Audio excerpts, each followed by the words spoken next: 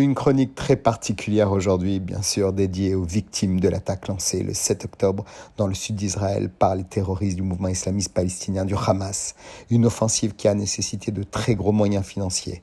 Comment le Hamas, une organisation terroriste en principe coupée des circuits de financement traditionnels, a-t-il pu financer une telle opération ? Décryptage. On le sait, le Hamas bénéficie surtout du soutien financier de plusieurs pays, comme le Qatar ou la Turquie. Mais le plus gros donateur reste de loin l'Iran. 100 millions de dollars par an. Il fournit également des armes et forme des soldats. On rappelle que l'Iran engage aussi 1 milliard de dollars par an pour le Hezbollah. Mais d'autres pays sont cofinanceurs de ce mouvement terroriste, bien qu'ils s'en défendent, comme le Qatar ou la Turquie. Erdogan verse des fonds notamment par le biais de l'Agence de coopération et de coordination, l'équivalent turc de l'Agence française de développement, comme le révèlent les services secrets américains en 2022. Mais l'Union européenne n'est pas en reste, puisque la Commission se présente comme le grand donateur des Palestiniens avec un total de 691 millions d'euros par an, tout programme confondu. Ces aides qui se veulent humanitaires sont évidemment détournées par les mouvements islamistes, puisque le territoire de Gaza, qui a reçu 5 milliards de dollars d'aides cumulées sur quelques années, et tout autant, les Palestiniens n'en ont jamais vraiment vu la couleur.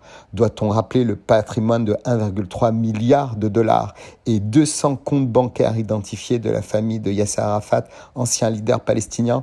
Bien mal acquis quand tu nous tiens.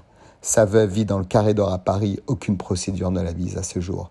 Le Hamas est très actif sur le plan économique et chaque dollar permet d'acheter des armes, des moyens logistiques, payer leurs mercenaires et in fine tuer, nous rappelle l'ONG Counter Financial Crime.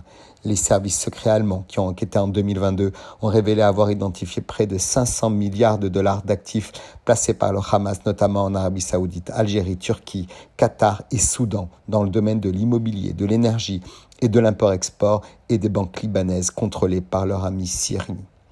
Le Hamas a bien compris que la crypto-monnaie était une aubaine. Ils ont créé des portefeuilles numériques en bitcoin, sous couvert humanitaire également, et ainsi collecté dans le monde des sommes colossales. Ces portefeuilles sont abrités essentiellement dans des institutions qataries. Rien ne nous étonne.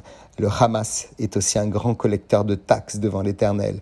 En effet, avec le blocus de l'Égypte et Israël avec la bande de Gaza en 2007, lors de leur arrivée au pouvoir, l'Égypte, éminemment consciente du danger de ce mouvement ami des frères musulmans pour son pays, a réagi. Le Hamas s'est mis alors à collecter des recettes fiscales en taxant des marchandises qui transitaient par un réseau sophistiqué de tunnels contournant la frontière égyptienne vers Gaza. Ces tunnels permettent ainsi d'importer illégalement des produits de première nécessité tels que de la nourriture, des médicaments, du gaz bon marché pour la production d'électricité, ainsi que des matériaux de construction, mais aussi des armes. À nouveau, ces importations sont financées par le Qatar sous couvert d'aide humanitaire, taxées par le Hamas et revendues à des prix exorbitants en contrebande aux Gazaouis. Le Hamas collecte à ce jour entre 12 et 15 millions de dollars par mois grâce aux taxes sur les marchandises égyptiennes importées. Selon le magazine Forbes, ces soutiens font du Hamas la deuxième organisation terroriste la plus riche au monde après l'État islamique. Lutter avec des armes contre ces fous, avides de terreur, d'argent et de pouvoir au détriment des innocents. Israël en paie le prix lourd. Mais tout l'Occident le paye, sans oublier le peuple gazaoui lui-même.